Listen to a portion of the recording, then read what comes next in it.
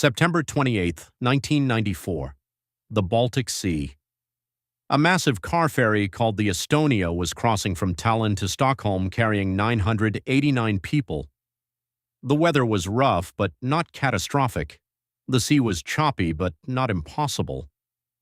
Ferries cross the Baltic in these conditions every single day, but on this night something went wrong. The Estonia listed to one side, then it listed further, then it capsized completely and sank in less than 30 minutes. 852 people died. It was the second deadliest maritime disaster in European history, and the official investigation that followed covered up the real reason why the ship went down. Welcome to Genzo.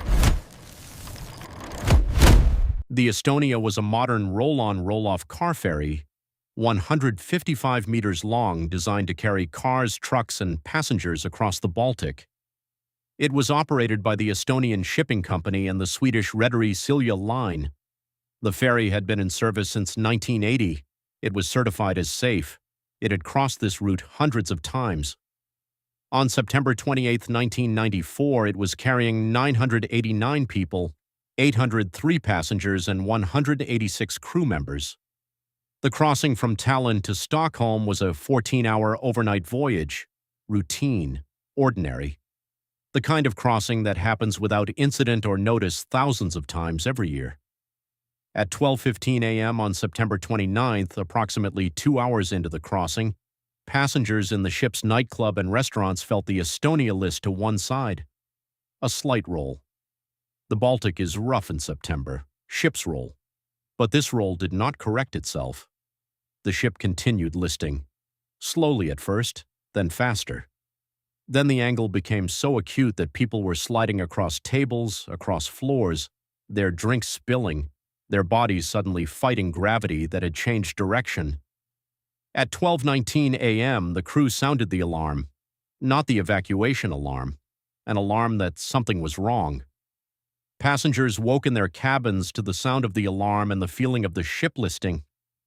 By 12:25 a.m., the captain ordered the evacuation, but the Estonia was listing so severely by this point that the lifeboats on the high side of the ship could not be lowered.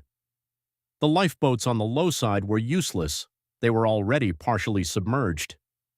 People were ordered to jump into the freezing Baltic Sea. The water temperature was 14 degrees Celsius. Hypothermia onset occurs in minutes. At 1:40 a.m., less than 1 hour and 25 minutes after the first list, the Estonia rolled completely onto its side and sank. The largest ship to go down in the Baltic in modern times, carrying 989 people, taking 852 of them with it into the water. Only 137 people were rescued.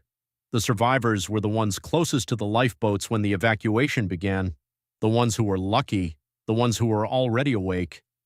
Everyone else died in the water or trapped in the capsized wreck on the seabed. The official investigation into the Estonia disaster, conducted jointly by Sweden, Finland, and Estonia, took over a year to complete. The conclusion was straightforward. The ship had been lost due to a stability issue. The weight distribution on the ship was such that it could not maintain stability in heavy seas. The conclusion was unanimous across all three governments. The report was published, the case was closed, the investigation team was disbanded, life moved on. But something was wrong with this explanation, and divers found the evidence of what that something was. When underwater search teams and salvage divers began exploring the Estonia wreck on the seabed in the weeks and months after the sinking, they discovered something that the official investigation had not adequately explained. On the starboard side of the ship's hull, the right side as you face forward, there was a massive hole, not a crack, not damage from being crushed by the water after it sank. A massive hole that had been torn in the hull before the ship capsized. The hole was located below the waterline. The hole was large enough that water would have poured through it.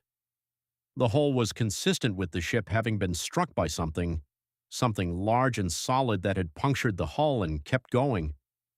A collision, not a stability issue, not weight distribution. A collision with another vessel that had damaged the hull, flooded the compartments, and caused the Estonia to lose stability and capsize. When the divers showed the investigators the hole in the hull, the official response was that the hole had been caused by the wreck striking rocks or debris as it sank. A hole in the hull after it was already destroyed was not evidence of anything, but the hole's location, below the waterline on the side of the ship, with sharp edges consistent with being torn inward rather than crushed outward, suggested something different. The hole suggested that the Estonia had been struck before it sank, not after. And there was other evidence. Witnesses reported seeing a large Russian cargo ship called the Mikhail Simonov in the same area on the night of the disaster. The Simonov's hull showed damage consistent with having struck something. The Simonov's captain reported a collision to Russian maritime authorities. But when the Swedish investigation team requested to interview the Russian captain and examine the Simonov's hull damage, the Russian government refused. The interview was blocked. The ship's hull was not made available for examination. Russia cited national security reasons. The cargo on the vessel was classified. The Swedish investigation team did not pursue the matter further. They accepted the Russian refusal. The hole in the Estonia hull remained unexplained in the official report. The theory that the ship had sunk due to stability issues was maintained. The investigation was closed. In 2000, 6 years after the disaster, Swedish television broadcast a documentary suggesting that the Estonia had been struck by another vessel.